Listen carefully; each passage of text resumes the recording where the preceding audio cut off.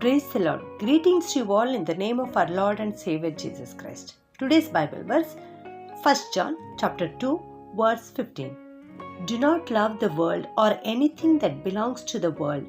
If you love the world, you do not love the Father. ಯೋಹಾನನು ಬರೆದ ಮೊದಲನೇ ಪತ್ರಿಕೆ 2ನೇ ಅಧ್ಯಾಯ 15ನೇ ವಚನ. ಲೋಕವನ್ನಾಗಲಿ ಲೋಕದಲ್ಲಿರುವವುಗಳನ್ನಾಗಲಿ ಪ್ರೀತಿಸಬೇಡಿರಿ. ಯಾವನಾದರೂ ಲೋಕವನ್ನು ಪ್ರೀತಿಸಿದರೆ ತಂದೆಯ ಮೇಲನ ಪ್ರೀತಿಯು ಅವನಲ್ಲಿಲ್ಲ. ಹೌದು ನನ್ನ ಪ್ರಿಯ ದೇವಜನರೇ, ಇಂದಿನ ದಿವಸದಲ್ಲಿ ದೇವರು ನಮ್ಮೊಟ್ಟಿಗೆ ಮಾತನಾಡುತ್ತಿರುವಂಥ ಈ ವಾಕ್ಯವು ನಮಗೆ ತಿಳಿಸುತ್ತಾ ಇದೆ, ನಾವು ಲೋಕವನ್ನು ಪ್ರೀತಿಸಬಾರದು, ಲೋಕದಲ್ಲಿ ಇರುವಂಥ ಯಾವ ವಿಷಯಗಳನ್ನು ಕೂಡ ನಾವು ಪ್ರೀತಿಸಬಾರದು ಎಂಬುದಾಗಿ ಇಂದಿನ ವಾಕ್ಯ ನಮಗೆ ತಿಳಿಸುತ್ತಾ ಇದೆ. ಯಾರಾದರೂ ಲೋಕವನ್ನು ಪ್ರೀತಿಸಿದರೆ ಅವರಿಗೆ ತಂದೆಯ ಮೇಲೆ ಪ್ರೀತಿ ಇರುವುದಿಲ್ಲ, ತಂದೆಯು ಅವರನ್ನು ಪ್ರೀತಿಸುವುದಿಲ್ಲ.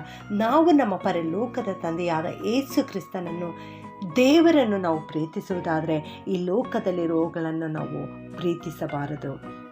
ಆದುದರಿಂದ ಇಂದಿನಿಂದಲೇ ನಾವು ರಕ್ಷಣೆ ಹೊಂದಿದವರಾಗಿ ಕರ್ತನನ್ನೇ ನಮ್ಮ ಹೃದಯಪೂರ್ವಕವಾಗಿ ಆತನನ್ನು ನಮ್ಮ ತಂದೆಯನ್ನಾಗಿ ಸ್ವೀಕರಿಸಿ ಆತನೊಬ್ಬನನ್ನೇ ನಾವು ಪ್ರೀತಿಸೋಣ. ಸತ್ಯವೇದವು ಹೀಗೆ ತಿಳಿಸುತ್ತದೆ. 2ನೇ ಕೊರಿಂಥಿ 6ನೇ ಅಧ್ಯಾಯ 15ನೇ ವಚನದಲ್ಲಿ, ಕ್ರಿಸ್ತನಿಗೂ ಸೈತಾನನಿಗೂ ಒಡನಾಟವೇನು ಎಂಬುದಾಗಿ, ನಂಬುವವನಿಗೂ ನಂಬದೇ ಇರುವವನಿಗೂ ಪಾಲುಗಾರಿಕೆ ಏನು ಎಂಬುದಾಗಿ, ದೇವರ ಮಂದಿರಕ್ಕೂ ವಿಗ್ರಹಗಳಿಗೂ ಒಪ್ಪಿಗೆ ಏನು ಎಂಬುದಾಗಿ. ಹೌದು ನನ್ನ ಪ್ರಿಯ ದೇವಜನರೇ, ಇಲ್ಲಿ ಸೈತಾನನು ಈ ಲೋಕದ ಆಶೆ ಆಮಿಷಗಳನ್ನು, ಇಚ್ಛೆಗಳನ್ನು ಮನುಷ್ಯರ ಮುಂದೆ ತಂದೊಡ್ಡುವ ಆತನಾಗಿದ್ದಾನೆ. ಕ್ರಿಸ್ತನನ್ನು ದೂರ ಮಾಡುವ ಆತನಾಗಿದ್ದಾನೆ. ಯಾವನಾದರೂ ಒಂದೇ ಸಮಯದಲ್ಲಿ ಇಬ್ಬರು ಯಜಮಾನರನ್ನು ಸೇವಿಸಲಾರನು, ಇಬ್ಬರು ಯಜಮಾನರನ್ನು ಪ್ರೀತಿ ಮಾಡಲಾರನು. ಇಲ್ಲಿ ನಾವು ಕ್ರಿಸ್ತನಿಗಾದರೂ ಪ್ರೀತಿಸಬೇಕು, ಇಲ್ಲ ಸೈತಾನನಿಗಾದರೂ ಪ್ರೀತಿಸಬೇಕು. ಆದುದರಿಂದ ಇನ್ನು ಮುಂದೆ ನಾವು ದೇವರ ಮಕ್ಕಳು, ರಕ್ಷಣೆ ಹೊಂದಿದವರಾಗಿ ಕ್ರಿಸ್ತನ ಮಕ್ಕಳಾಗಿರುವಾಗ ನಾವು ಕೇವಲ ಕ್ರಿಸ್ತನನ್ನು ಪ್ರೀತಿಸಬೇಕು. ನಾವು ನಂಬುವವರಾಗಿರೋಣ. ನಂಬದೇ ಇರುವವರಿಗೂ ನಂಬುವವರಿಗೂ ಯಾವ ಪಾಲುಗಾರಿಕೆ ಇಲ್ಲ. ನಾವು ದೇವರ ಮಂದಿರವಾಗಿದ್ದೇವೆ. ದೇವರು ನಮ್ಮ ಹೃದಯದಲ್ಲಿ ವಾಸಿಸಲು ಬಯಸುವ ಆತನಾಗಿದ್ದಾನೆ. ಈ ದೇವರ ಮಂದಿರಕ್ಕೂ ಮತ್ತು ವಿಗ್ರಹಗಳಿಗೂ ಯಾವ ತರವಾದ ಒಪ್ಪಿಗೆ ಇಲ್ಲ.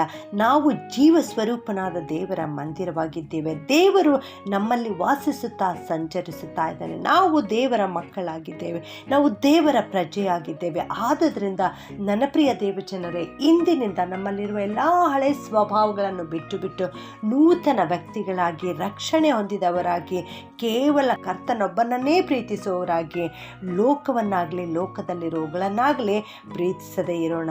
ತಂದೆಯನ್ನು ಮಾತ್ರ ಪ್ರೀತಿಸೋಣ. ಕರ್ತನ ಮಗುವಾಗಿ ಜೀವಿಸೋಣ. ಪ್ರಾರ್ಥನೆ ಮಾಡಿಕೊಳ್ಳೋಣ. ಪ್ರೀತಿಯ ಪರಲೋಕದ ತಂದೆಯೇ, ನಿನಗೆ ಸ್ತೋತ್ರ ಉಂಟಾಗಲಿ ಸ್ವಾಮಿ. ಇಂದು ನೀವು ಕೊಟ್ಟಿರುವ ವಾಕ್ಯಕ್ಕೋಸ್ಕರ ವಂದಿಸ್ತೇನೆ ಸ್ವಾಮಿ. ಲೋಕವನ್ನಾಗಲಿ ಈ ಲೋಕದಲ್ಲಿ ಇರುವ ಯಾವ ವಸ್ತುವನ್ನಾಗಲಿ ನೀವು ಪ್ರೀತಿಸಬೇಡಿರಿ ಎನ್ನುವ ವಾಕ್ಯವನ್ನು ಇಂದು ಕಲಿಸಿಕೊಟ್ಟಿದ್ದೀರಿ ದೇವ, ನಿಮಗೆ ಸ್ತೋತ್ರ. ನಾವು ದೇವರ ಮಂದಿರವಾಗಿದ್ದೇವೆ ಎನ್ನುವುದನ್ನು ಕಲಿಸಿಕೊಟ್ಟಿದ್ದೀರಿ ತಂದೆಯೇ, ನಿನಗೆ ಸ್ತೋತ್ರಪ್ಪ. ನಾವು ನಿನ್ನನ್ನೇ ಪ್ರೀತಿಸ್ತೇವಪ್ಪ, ನಿನ್ನ ಮಗುವಾಗಿ, ನಿನ್ನ ಪ್ರಜೆಯಾಗಿ ಜೀವಿಸ್ತೇವೆ ಸ್ವಾಮಿ.